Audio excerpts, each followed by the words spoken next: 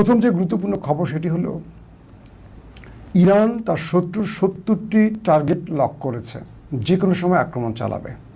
পাশাপাশি এবার Iran Hormuz প্রণালীতে ৩টি জাহাজকে টার্গেট করে ব্যাপক গুলি ছুড়েছে। আমেরিকাকে আবারও নতুন করে টেনশনে ফেলছে ইরান। পাশাপাশি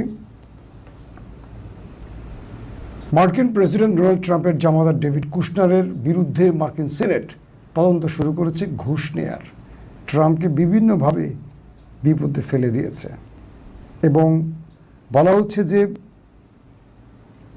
মার্কিন যুক্তরাষ্ট্র যদি ইরানে কোনো বড় আক্রমণ করে, পুরো পৃথিবীকে অন্ধকার করে ফেলবে ইরান। তার সেই বিশেষ কার্ড ইরান প্রকাশ না করলেও কিছু সূত্রের খবরে আমরা যে তথ্য পেয়েছি সেটা জানাবো যে ইরানের হাতে সেই বিশেষ কার্ড কি, যে পুরো পৃথিবী অন্ধকার হয়ে যেতে পারে। দর্শক চলুন আমরা আপনাদেরকে সেই খবরগুলো একটা একটা করে দেওয়ার চেষ্টা করছি।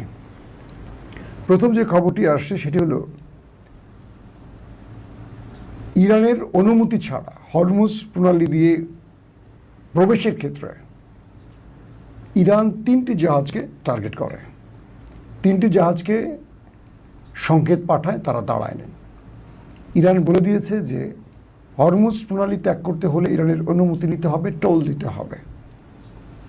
কিন্তু ওই ৩টি জাহাজ না ইরানের অনুমতি নিয়েছে, ইরানকে টোল দিয়েছে।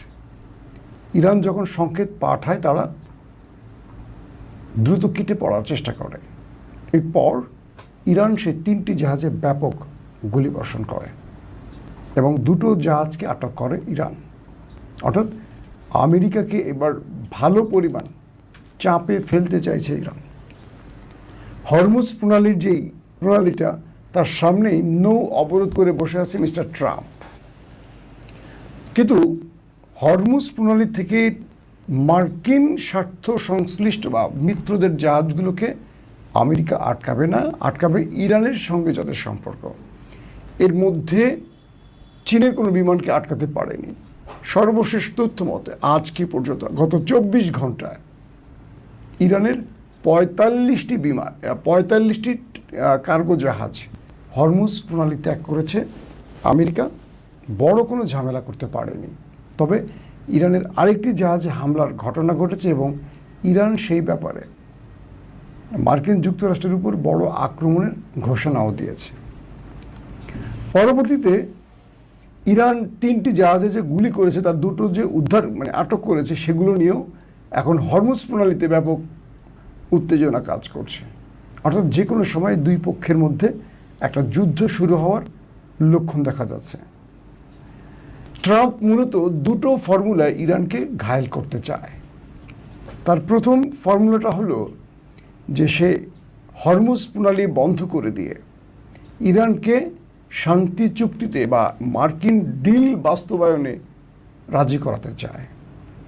যদি এই ক্ষেত্রটি ইরান না করে তাহলে পুরো ইরানের মধ্যে বোম্বিং করে, বোমা হামলা করে ইরানকে ডিলে বাস্তবায়ন করতে চায়, মানে ডিলে আর রাজি করাতে চাচ্ছে আমেরিকা।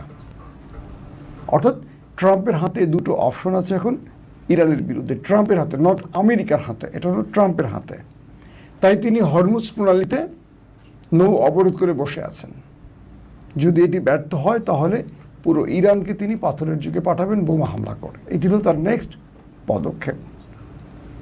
তো এই অবস্থায় মার্কিন প্রেসিডেন্ট বারবারই ইরানকে হুমকি দিচ্ছেন যে ইরানকে এটা করবেন, সেটা করবেন, ওটা করবেন। ইরান বলছে তোমাকে হুমকি দিতে হবে না, এটা সেটা যেটাই করতে চাও তুমি করো। তুমি যদি ইরানের মধ্যে কোনো বড় আক্রমণ করো তাহলে আমরা তোমাকে কি সারপ্রাইজ দেব, কি বিশেষ কার্ড আমাদের হাতে আছে। এটা নিয়ে মার্কিন গণমাধ্যম, মার্কিন ইন্টেলিজেন্স অনেক কাজ করছে যে আসলে ইরান যে হুমকিটা দিচ্ছে তাদের হাতে বিশেষ কার্ড আছে। কি এই কার্ড হতে পারে? ইরান এটাকে প্রকাশ্যে আনেনি এখনো, কি কার্ড হতে পারে।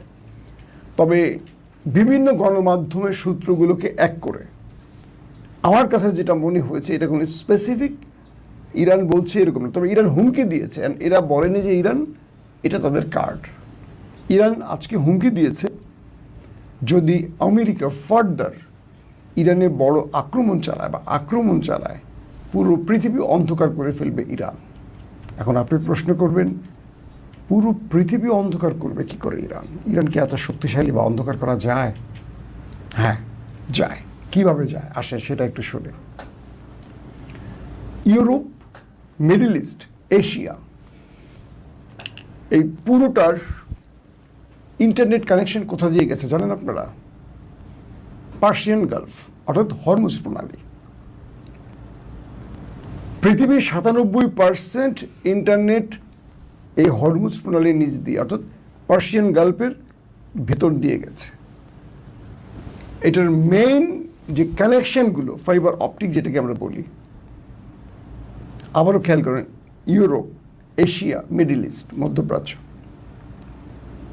ইরান বলছে যদি আমেরিকা ইরানে কোনো বড় আক্রমণ করে বা ইরানের মধ্যে কোনো বড় আক্রমণ চালায়, সেটা নিউক্লিয়ার হতে পারে বা আরও বড় কোনো আক্রমণ হয়, যেটা মার্কিন প্রেসিডেন্ট বারবার ঘোষণা করছেন, তাহলে ইরান পুরো পৃথিবীকে অন্ধকার করে দিবেন, ইন্টারনেট কানেকশন অফ করে দিয়ে, লাইন কেটে দিয়ে।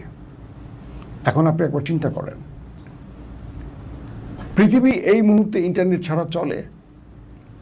আপনি যে আমার কথা শুনছেন ইন্টারনেটের মাধ্যমে, আমি যে কথা বলছি ইন্টারনেটের মাধ্যমে, পুরো পৃথিবীর ব্যাংকিং সিস্টেম চলছে ইন্টারনেটের মাধ্যমে।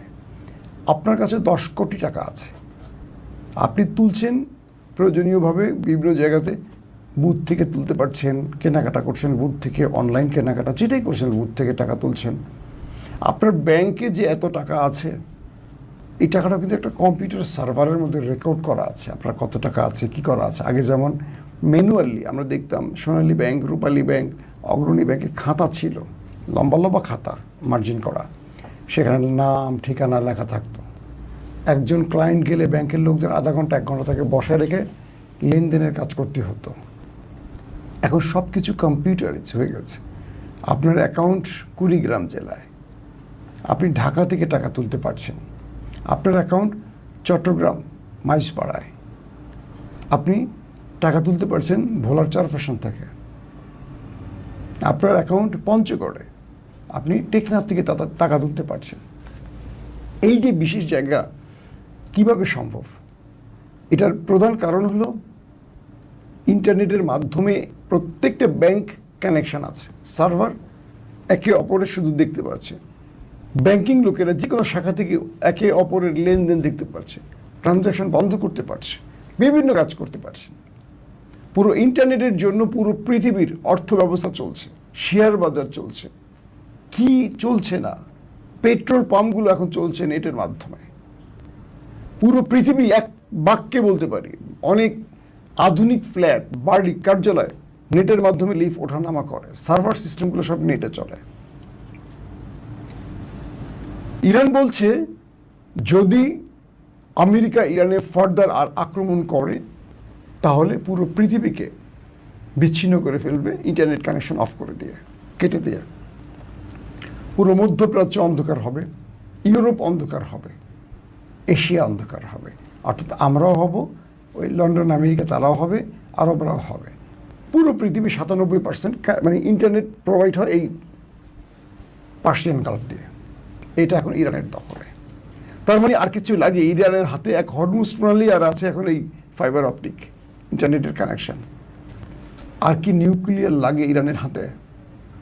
অর্থাৎ মার্কিন যুক্তরাষ্ট্রের কিছু গণমাধ্যম দাবি করছিল মিস্টার ডোনাল্ড ট্রাম্প তিনি ঘোষণা দিয়েছিলেন 5 দিনের মধ্যে ইরানে বড় আক্রমণ করবেন। যদি ইরানের সাথে শান্তি চুক্তিটি না হয়, তিনি 5 দিনের মধ্যে ইরানে বড় আক্রমণ করবেন।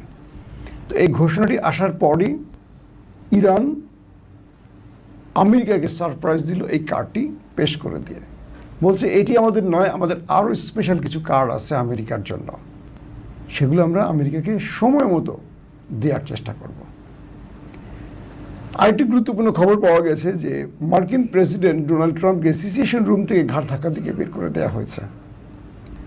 তার একটি বিশেষ কারণ কি? অর্থাৎ যখন আমেরিকা ইরানের মধ্যে লড়াই চলছিল, প্রেসিডেন্টের হোয়াইট হাউসে একটি সিচুয়েশন রুম খোলা হয়, যেখান থেকে যুদ্ধের পুরো পরিস্থিতিকে প্রেসিডেন্টকে জানানো হয়। এটা প্রেসিডেন্টের উদ্দেশ্যে তৈরি করা হয়। এটি কিন্তু ওয়ার মানে যুদ্ধকালীন জরুরি কোনো হেল্প ডেস্ক বা কন্ট্রোল রুম নয়।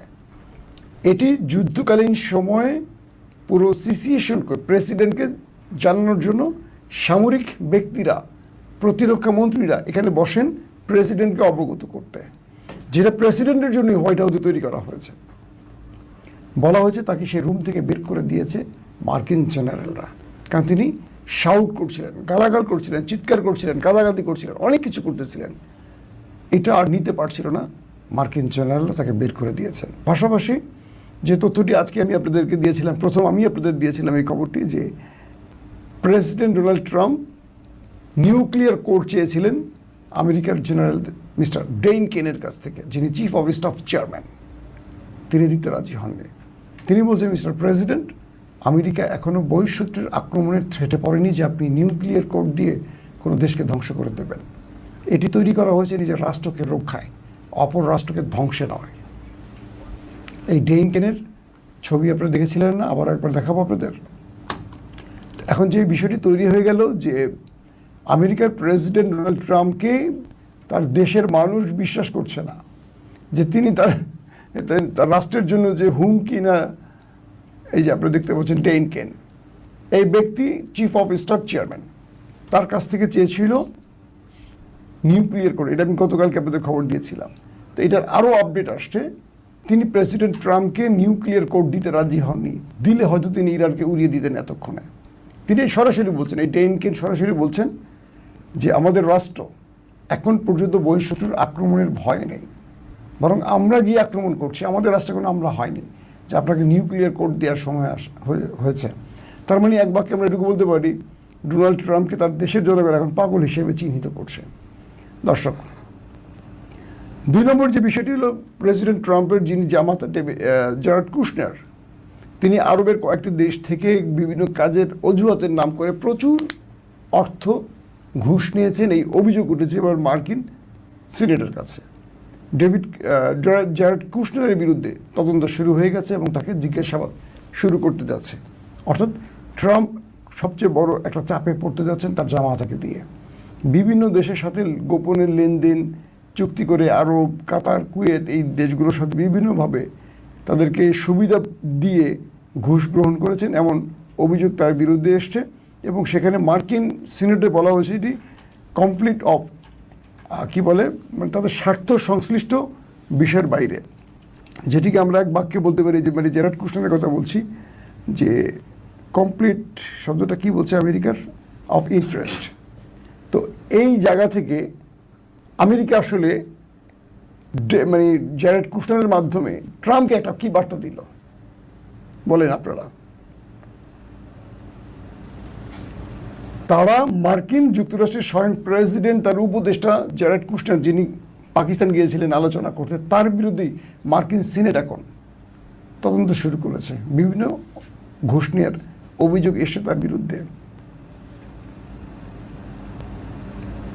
তারপরের গুরুত্বপূর্ণ খবরটি হলো, ইরানের মিডিয়া আমেরিকাকে নতুন কিছু বার্তা পাঠিয়েছে।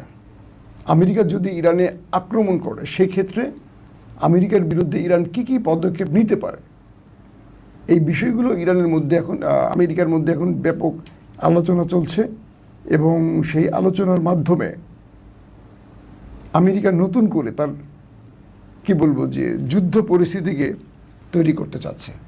ইরান এখন আমেরিকার সাথে কথা বলছে না, বরং তারা চেষ্টা করছে তাদের গণমাধ্যমের মাধ্যমে বিশ্বকে জানাতে।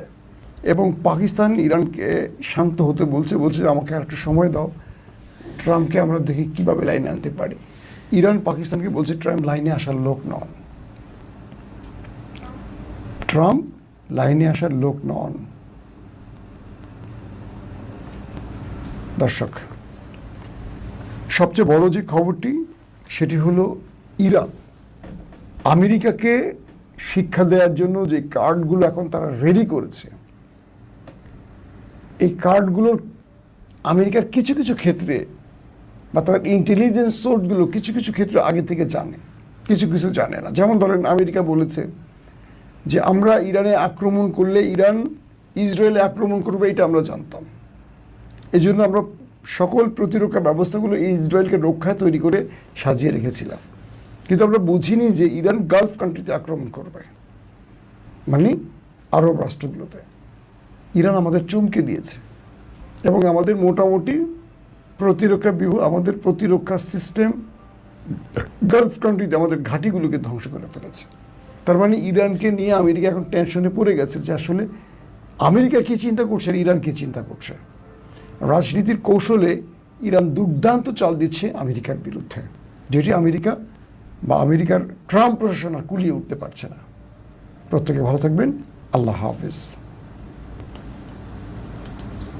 ওপেন দাইস মানে সত্যকে সত্য বলা, মিথ্যেকে মিথ্যে বলা। আমরা শোনা কথা নয়, চোখে যা দেখি তাই বলি।